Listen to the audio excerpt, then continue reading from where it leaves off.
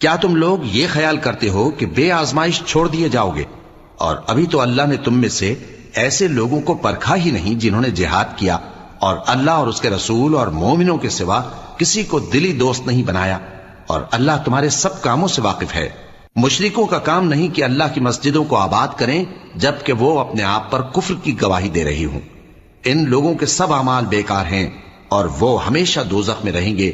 اللہ کی مسجدوں کو تو وہ لوگ آباد کرتے ہیں جو اللہ پر اور روز قیامت پر ایمان لاتے اور نماز پڑھتے اور زکوٰۃ دیتی ہیں، اور اللہ کے سوا کسی سے نہیں ڈرتے۔ یہی لوگ امید ہے کہ ہدایت یافتہ لوگوں میں سے ہوں۔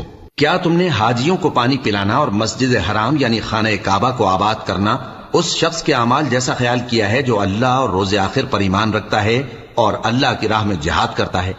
یہ لوگ اللہ کے نزدیک برابر نہیں ہیں، اور اللہ ظالم لوگوں کو ہدایت نہیں دیا کرتا۔ جو لوگ ایمان لائے اور وطن چھوڑ گئے اور اللہ کی راہ میں مال اور جان سے جہاد کرتے رہے، اللہ کے ہاں ان کے درجات بہت بڑے ہیں اور وہی مراد کو پہنچنے والے ہیں۔ ان کا پروردگار ان کو اپنی رحمت کی اور خوشنودی کی اور بہشتوں کی خوشخبری دیتا ہے جن میں ان کے لیے ابدی نعمت ہے، اور وہ ان میں ہمیشہ ہمیشہ رہیں گے۔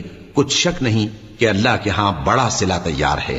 اے اہل ایمان، اگر تمہارے ماں باپ اور بہن بھائی ایمان کے مقابل کفر کو پسند کریں تو ان سے دوستی نہ رکھو، اور جو ان سے دوستی رکھیں گے وہ ظالم ہیں۔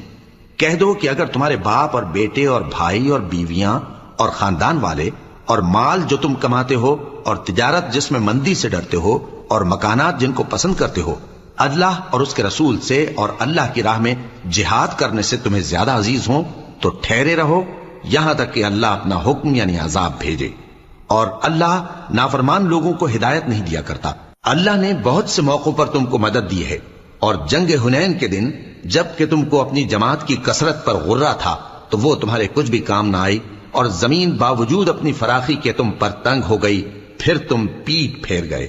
پھر اللہ نے اپنے پیغمبر پر اور مومنوں پر اپنی طرف سے تسکین نازل فرمائی اور تمہاری مدد کو فرشتوں کے لشکر جو تمہیں نظر نہیں آتے تھے آسمان سے اتارے اور کافروں کو عذاب دیا، اور کفر کرنے والوں کی یہی سزا ہے۔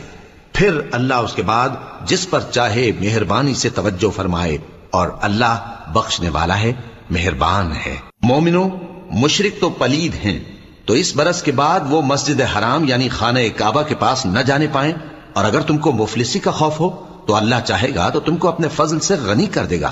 بے شک اللہ سب کچھ جانتا ہے، حکمت والا ہے۔